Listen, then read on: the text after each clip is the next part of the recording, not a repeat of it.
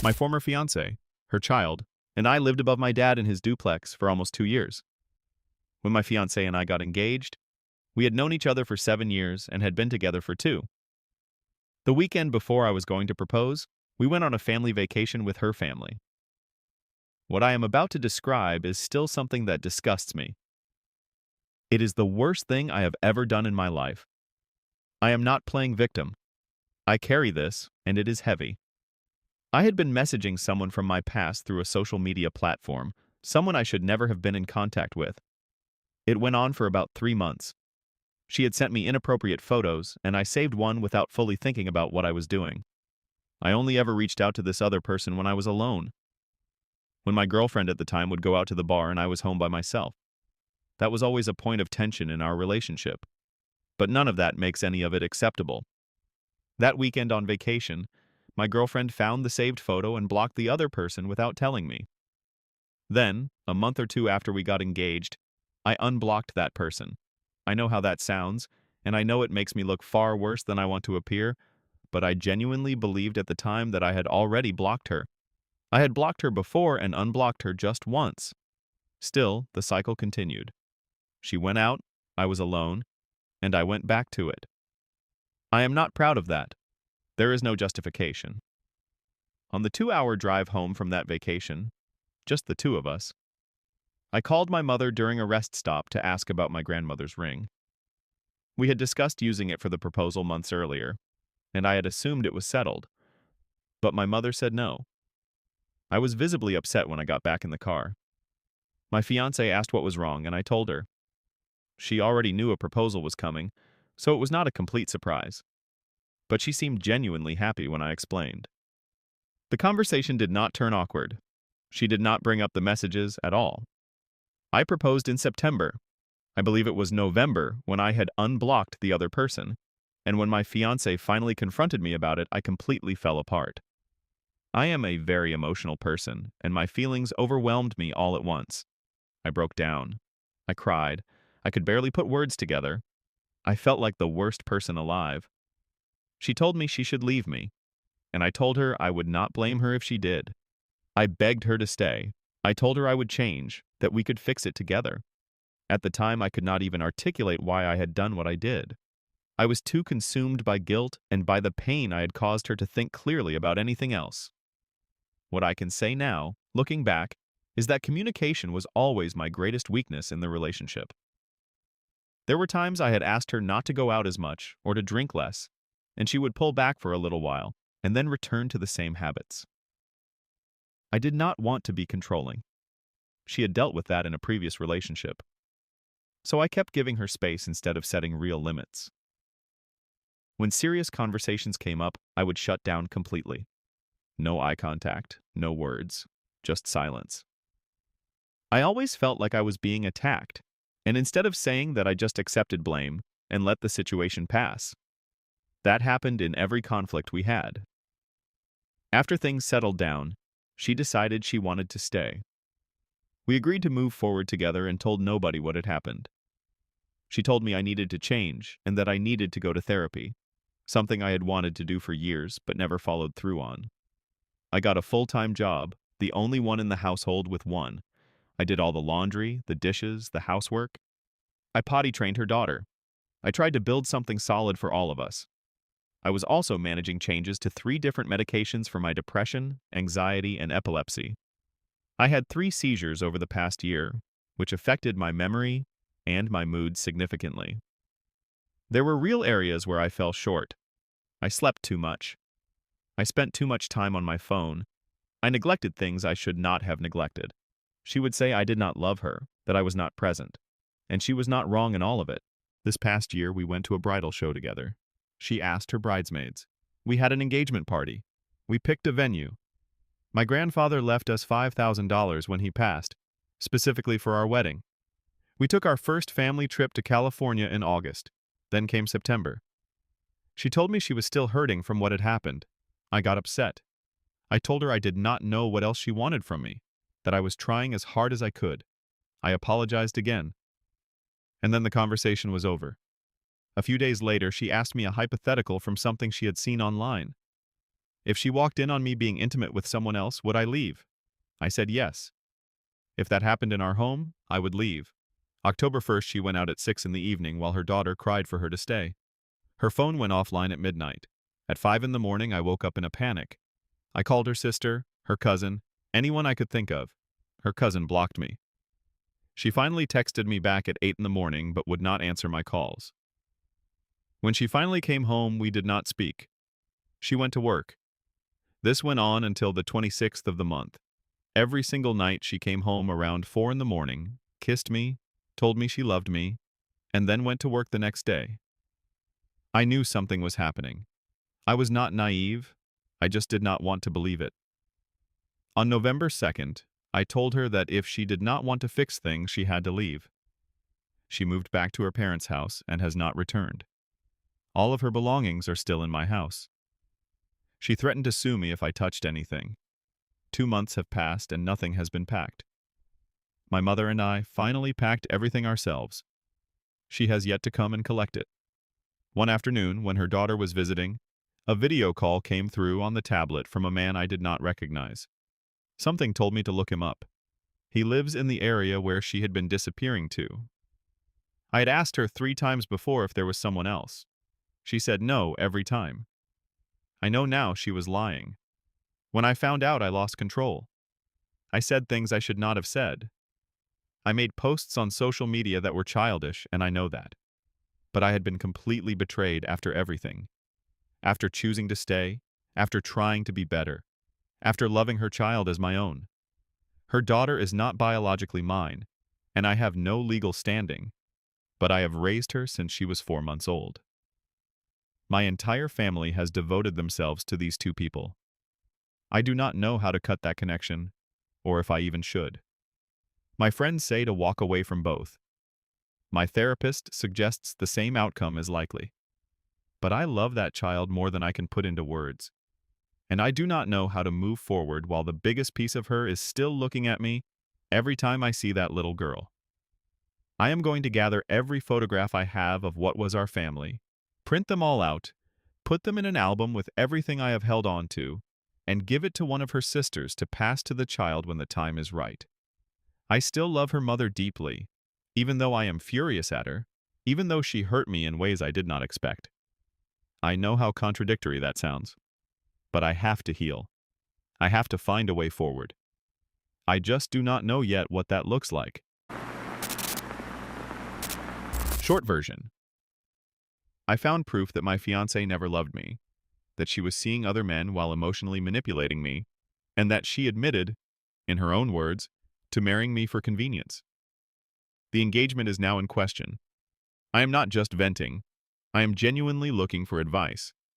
My fiancée and I were supposed to get married next month. She always presented herself as someone who strongly disliked casual encounters and only wanted to date with the intention of marriage. She frequently criticized her own friends who had casual relationships or dated just for entertainment. I genuinely admired her for that. Here is how our relationship started. I first noticed her in one of my classes and developed a crush on her, though I never expected anything to come of it because of our cultural differences. We were both part of a small group chat of 5 people, and she noticed me through that. She reached out to me privately asking a question about schoolwork. I helped her, but she kept the conversation going into other topics, and we ended up talking for entire evenings. Eventually, we were texting almost throughout the entire day, sharing jokes, sending each other short videos, talking about everything. She would send pictures of her outfits and her nails. She told me she had fallen for me and wanted to date me. I admitted I had feelings for her too, but I stopped texting her because I genuinely did not think a relationship would work given the cultural differences between us. She became upset but never stopped reaching out. She kept sharing things about her day, telling me how much she was falling for me, and indirectly asking me out. She invited me to her cousin's birthday dinner, and although I could not make it due to a medical appointment, she texted me the whole time saying she wished I was there.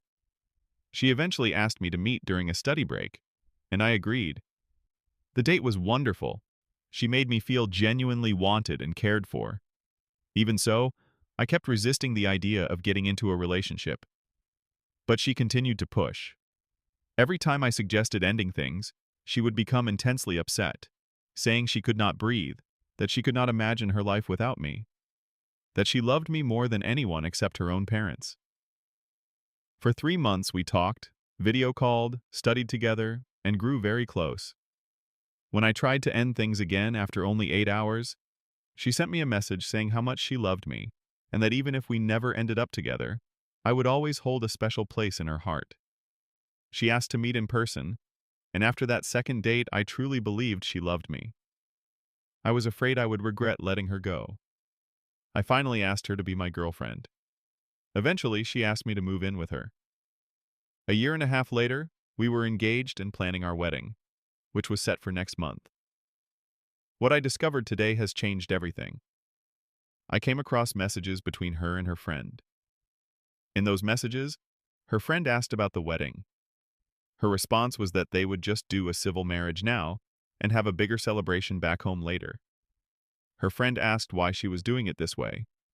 Her answer was simple. She is not marrying for love, but he thinks she loves him a great deal. She said she loves his family background. Her friend asked why she would marry someone she does not love, pointing out that she would not be happy.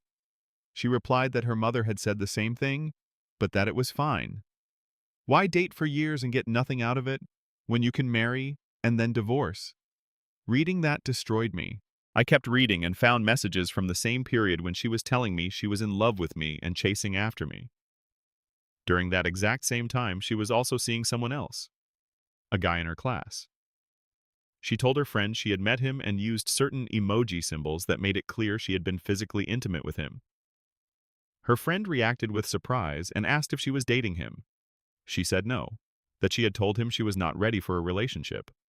Her friend asked why. Her explanation was that she was currently talking to his younger brother, who was taller, so she was going to pursue him instead. All of this was happening during the same week she was telling me how deeply she loved me, going on dates with me, and telling me how happy I made her. There was also something else that had happened earlier. During the summer before we officially started talking, she had done a photo shoot in Vietnam for a venue, arranged through a friend. The shoot involved a male model. She had posted a few of the photographs on her social media. When I first asked about them, around the time she first reached out to me, she said it was just a professional shoot. A couple of months later, after we were already in a relationship, she reposted one of the photos in which she was sitting on the male model's lap. I was deeply uncomfortable with it. We had an argument, and she eventually deleted the post. When I recently went through her messages, I found additional photographs exchanged with that same male model, images that were far more intimate in nature.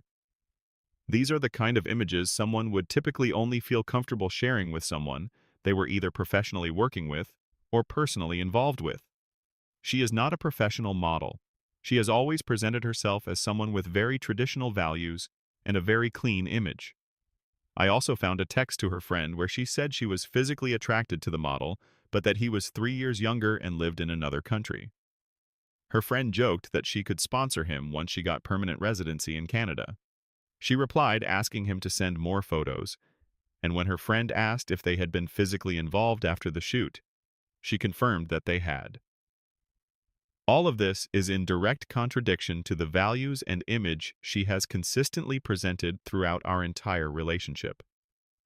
When I first confronted her about the messages to the younger brother, she said it had been a bet with her friend, that she had just wanted to see if she could get his attention, and once she did, she blocked him. I could not find any record of that explanation, and when I asked again the next day, she said the conversation had been on a different encrypted messaging application and had been deleted. She then told me she lies to her friends to seem impressive, and that anything she had told her friend about not loving me was fabricated. I then confronted her about the intimate photos and messages with the model. She dismissed it as something that happened when she was not in a sober state and insisted nothing serious had occurred. I do not believe that. Do not. At this point, I feel completely deceived. She presented herself as someone with deep convictions, someone who had even cut off a close friend for behaving in ways she claimed to find morally objectionable. After everything I have now seen, I do not believe she is who she said she was. She is currently crying and apologizing, saying everything was just for appearances in front of her friends and asking for a second chance. I want to note something important. She was the one who initiated absolutely everything in our relationship. She came to my messages first. She confessed her feelings first. She asked me out on our first date. She made the first move for the kiss. She made the first move toward physical intimacy. She pushed for us to move in together. She was intensely possessive, becoming jealous even when I had professional interactions with other women, asking me to remove female friends and even celebrities from my social media, and repeatedly telling me she wanted me only for herself. She used to say she could not live without me, that imagining her life without me was unbearable, that she could not breathe properly when we were in conflict. Now here I am, less than a month before our wedding, trying to process all of this. I am asking 4 specific questions. First, is it even realistic to try to rebuild trust after a level of deception this deep? And if so, how? Second, how do I distinguish genuine remorse from someone who is simply panicking about the consequences? Third, is it wiser to walk away before the marriage, even if it causes significant short-term disruption for both families and all the plans already in place? Fourth, has anyone actually recovered from something like this? Or is this a clear sign that the relationship needs to end? I am genuinely struggling to think clearly right now and would deeply appreciate any outside perspective. This is my second attempt to post this. I just need to vent and I have nowhere else to do it. I am sorry for the rant, but this is all I have right now.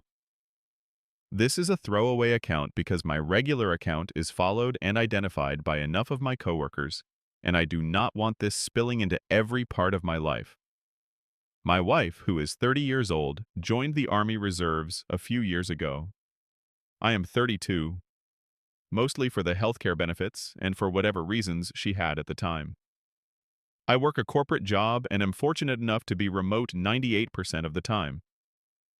I do have to travel occasionally, but it is rare, and my employer knows my wife is deployed, and they do not require me to travel at all until she returns. Her deployment is over a year long. We talk weekly over the phone, video chat, and fairly regularly over text. A few weeks ago, I was joking with her and asked if she was sleeping around over there. There was a natural setup for the joke in the conversation. And she laughed, saying she would never do that and that all the guys were unpleasant anyway, which seemed like a completely natural response at the time. There is a man in her unit that I know through a mutual acquaintance. This mutual friend and I share a hobby, and this man participates in the same hobby. We had chatted a couple of times at one of her reserve functions, exchanged numbers, and texted a few times about that hobby. Other than that, I barely know him. A week ago, he texted me and told me that my wife had been sleeping with one of the men in her unit, and that practically everyone in the unit knew about it, except for her roommate. He told me he had confronted her about it, and she had laughed it off. He then sent me footage. I did not ask him to do any of this. The footage is completely compelling. I have not watched the entire thing because the file was too large to send in full, but the still images from it are explicit and undeniable. I want to share what impact this has had on me, because I see too many people online who seem to glorify or minimize cheating. Let me be very clear about my reality. I work from home all week. We have 3 children under the age of 5. We live far enough from everything to make daily life genuinely difficult. Grocery shopping, doctor appointments, trips to the vet for the dog, and there are no babysitters or support to help me. My entire day is spent doing things that are not for me. Working, feeding the kids, dressing the kids, cleaning up after the kids, caring for the dog and the cat, shoveling snow, running errands. I have no idea how I would fit in a walk alone, let alone go to the gym. I get to bed around 1 in the morning and am up with the first child around 6. Weekends are no different. Work simply gets replaced with large grocery runs and errands with 3 children in tow. To say I am exhausted does not begin to cover it. Yesterday, on our scheduled call day, I asked her about it. She told me I was being paranoid and that just because she was a woman surrounded by men did not mean she was sleeping with all of them. I lost my composure. I am simply too exhausted to regulate every emotion at every moment of every day. I have to reserve what little stability I have left for being present for the children and functional at work. When I confronted her with the images from the footage, she became furious about who had taken the video, framing it as an invasion of her privacy. Then she said she had just been bored and that it did not mean anything, that the man was also married and they had both just needed something. I wish I was bored. I wish I had the energy to feel anything other than bone-deep exhaustion. I have to do absolutely everything, and she gets to behave however she wants because she is bored. I went off for about 5 minutes before I ran out of strength, and the children in the next room had heard me yelling and were getting upset. What too many people who cheat do not understand is that it is not necessarily about the physical act itself. I never wanted to be a single parent. I never wanted to go through life without a partner. I never cheated on her or even came close. The disrespect is simply too much. How do you not see that your actions affect everyone around you? She texted me afterward and said she now felt extremely guilty and could see that to me it was much more than what she had reduced it to in her own mind. She said she had not thought about how it would affect me.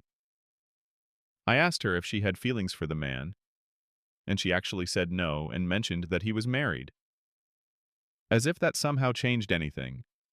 When she told me she felt guilty, I told her I would make it easy for her and that we would be getting a divorce. The marriage is over. It is the lie. The lie told directly to my face, and the disrespect that came with it. I am fortunate to earn a good income at my job. She can manage on her military pay on her own. She is not welcome in my home or my life when she returns in a few months. She can sort out her own housing and transportation. I understand she cannot be divorced while actively deployed on orders, but that status ends when she returns to civilian life, and I will act immediately at that point. I have no idea how I am going to raise these children for the rest of my life without a partner. I cannot give them 100% of my time and still keep a roof over our heads. It is a sobering thing to realize that just a few months ago or at least I thought I, had a partner. Someone who allowed me to occasionally go for a run or pursue a hobby. I know that day will come again eventually, but I am scared I will simply be too worn down by the time it does. If you want to cheat on someone, just end the relationship first. If you are not willing to do that, then you need to understand that your cheating destroys people. Completely. In ways you may never fully grasp. Update. For those who wanted one, here is a brief one. Any military legal office will assist any spouse regardless of branch or duty status, but there is limited action they can take beyond helping you understand the law. I have a consultation scheduled. I also have a meeting with a civilian attorney scheduled. I am not going to contact the other man's wife until after the holidays. If she is as stretched thin as I am, I cannot do this to another person right now. I did tell my wife's brother-in-law, the only family member I had a phone number for. He called immediately and we talked for a while. They may visit. Second update. I spoke with the attorney. She is confident there will be little to no spousal support given the circumstances and our state's caps on alimony length relative to marriage duration, especially with adultery as an at-fault condition. She is also confident I will be the primary custodian of the children with equal legal custody, and that child support will be established. This was just an initial meeting out of what I expect will be many. My attorney will also handle communication with her chain of command, as she has the background to do it more effectively than I would. There will likely not be further updates for some time, but I am feeling slightly more steady after having organized my thoughts and taken some concrete steps forward. To everyone who has been kind, thank you. It means more than I can express. My husband and I are both 32 years old. We have been together for 17 years now, having started as high school sweethearts. He proposed after 5 years together, and we married 10 years into our relationship after I had finished college and found a job. He has always been a sweet and attentive person. We took care of each other. He supported us financially while I was in college, and after I graduated and started working, I supported him while he finished his own courses. Once we both had jobs, we were able to move into our own home. There was a period where I was working 2 jobs and clearly burning out. My husband kept asking me to quit, and I eventually left both positions and found something less stressful. I became much happier. About a year into my new job, in 2021, my husband began acting more irritable toward me. His patience with me seemed to disappear. He would blame me for not giving him enough time alone to play video games, or he would become defensive about minor things like not having picked up the mail. I did not read too much into it at the time. I just accepted it as a mood and continued to love him. There was a day when I was telling him about how many people from work had been texting me and showed him my messages. He showed me his phone in return, and while looking, I noticed someone saved under the nickname of a single letter combination appearing frequently among his messages. I had seen this name pop up on his notifications before and assumed it belonged to a coworker friend named Johnny. But that day, I saw both names on separate conversation threads, and I realized they were 2 different people. Around the same time, my husband had started telling stories from work about a female coworker. I will call her Jessica. The stories seemed harmless at first, but over time they began to sound like the 2 of them were becoming increasingly close. One day, he let me look at his phone, and I checked the messages linked to that nickname. I realized it was Jessica. The messages were full of inside jokes and playful exchanges. I let it go. But I also started noticing him texting in the middle of the night, and he mentioned going to the gym with friends on a few occasions. His irritability continued to grow. He began to yell at me on some days. He also started mentioning arguments we had to Jessica and passing along her advice about our relationship. When I told him it seemed like she had feelings for him and asked him to stop confiding in her, he became angry, insisted they were just friends, and refused to cut contact. I had no proof beyond my instincts, so I let it go. One night, I waited until my husband had fallen asleep and went through his phone. The text messages did not show anything obviously suspicious, but in his most frequently used applications, I found a journal app. I tried to open it and was prompted for a passcode. That surprised me. My husband and I had always been open with each other. I tried various combinations over the following few days until I got in. The entries were filled with bitterness toward our marriage. He wrote about feeling controlled, about not having enough time for video games or the gym, about feeling like I was unfair. Then I found a love letter he had written to Jessica. He wrote about being in love with her, described her physical appearance in detail, and mentioned hopes of having 2 daughters with her and meeting her parents. I took screenshots and sent them to my own phone, then deleted the images and messages from his device. I had a severe mental breakdown that night and ended up sitting in the car in the garage, calling a crisis line and my best friend. When I confronted my husband, he was angry that I had gone through his phone. I acknowledged that was wrong and I am not going to try to justify it. He said the love letter was something he had written to get his feelings out and never intended to show her. I did not believe him. Things escalated significantly after that. I became consumed by fear and jealousy, texting him constantly, asking him daily whether Jessica was at work, demanding updates on what they were saying to each other. I was completely overwhelmed and trying to control something I had no control over. I even sent Jessica a message on social media asking her to stop talking to my husband because it was damaging our marriage. My husband eventually told me he had accidentally let Jessica know that he had feelings for her. Her response was that she would never be interested in him for reasons related to her own preferences. Despite that exchange, they continued talking. When I told my husband I was uncomfortable with that and worried about what might happen between them when I was not around, he relayed that Jessica would sometimes mock my concerns by poking her head into a room and jokingly asking him if they should kiss. She was fully aware of how I felt about the situation, and she was making light of it. She also told my husband I was manipulative and at times advised him to leave me. Then came a particularly painful revelation. My husband told me he had gone to speak with Jessica directly about his feelings and told her he did not want to ruin his marriage. She responded by putting him through a series of tests to help him get over his feelings for her. Asking him to hold her hand, asking him to kiss her, and eventually asking him to let her perform a physical act on him in his car. He said he hesitated but said no each time, and she laughed. He was genuinely torn between staying in the marriage and leaving. He told me he did not want to lose her as a friend, and even said at one point that his goal was for the two of us to get along. Then he admitted to me that in the storage room at work, while they were hugging during a conversation about her problems, he had grabbed her behind. She had gotten upset with him about it. When he told me that, I sank to the floor. Jessica moved out of state a few weeks later.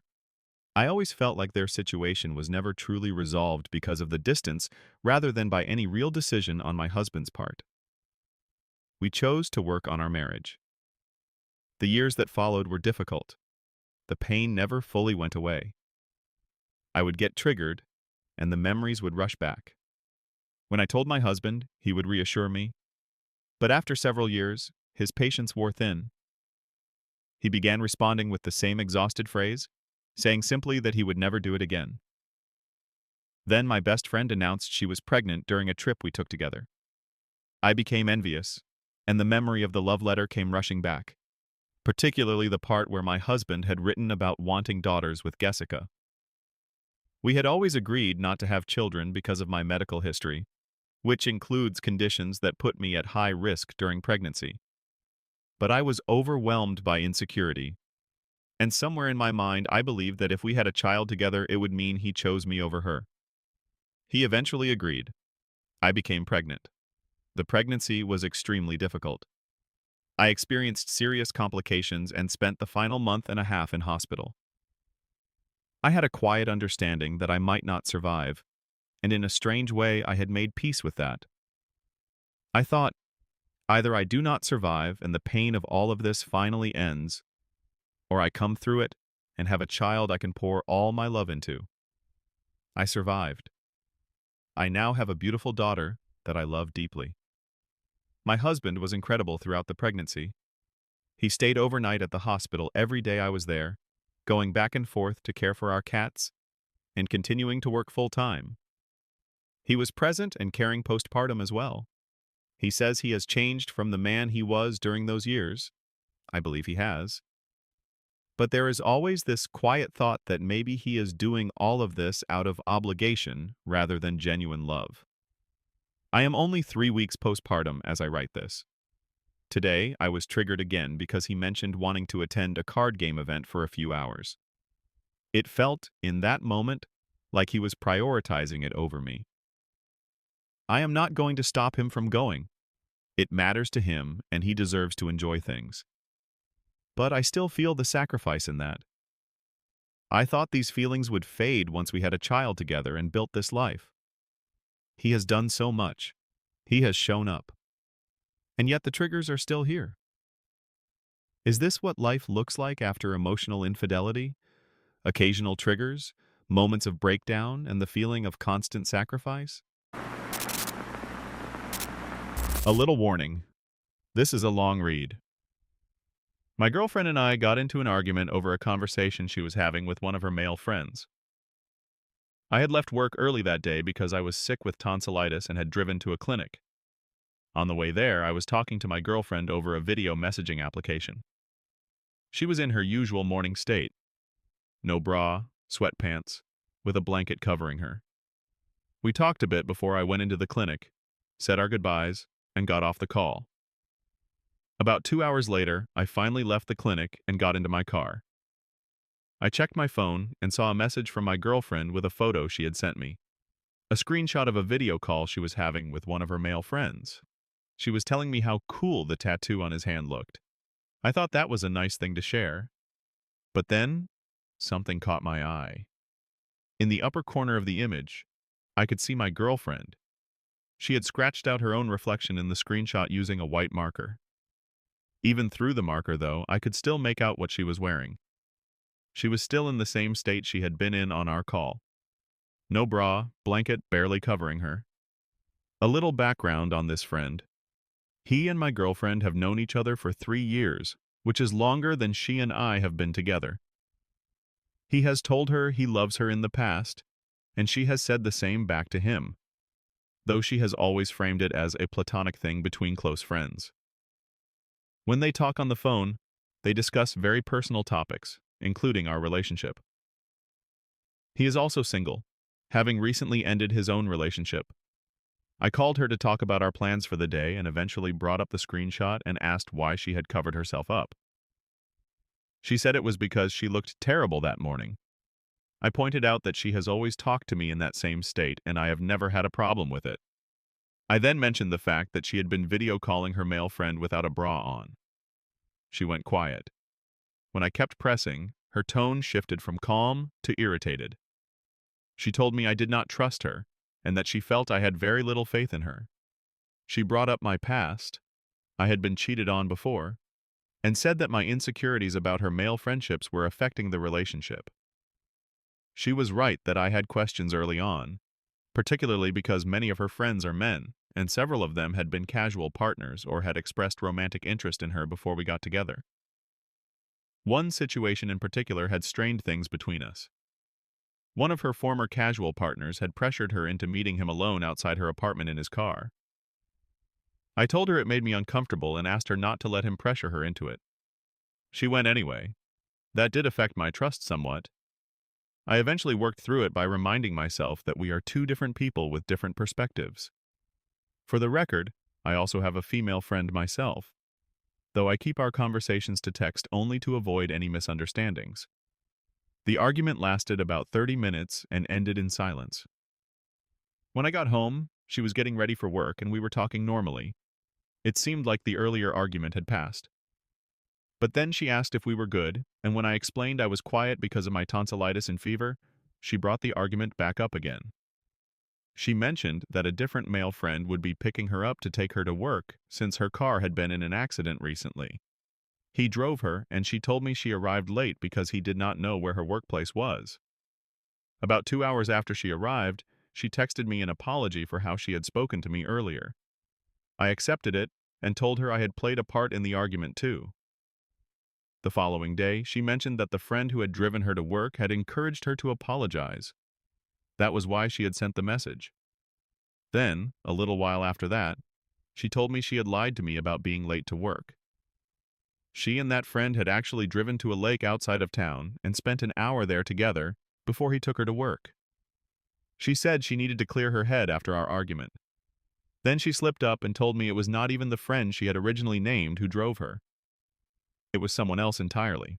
I asked her why she had lied, and she told me she did it because she knew I would assume something was wrong due to my insecurities. I told her clearly that the lying itself was what triggered my distrust, not the fact that she had gone somewhere with a friend.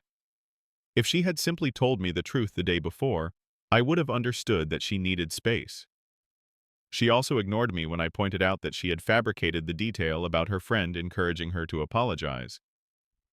I finally asked her directly who she had actually gone to the lake with. She said it did not matter anymore, which I thought was a very strange answer. When I pushed further, she told me it was the boyfriend of one of her girlfriends.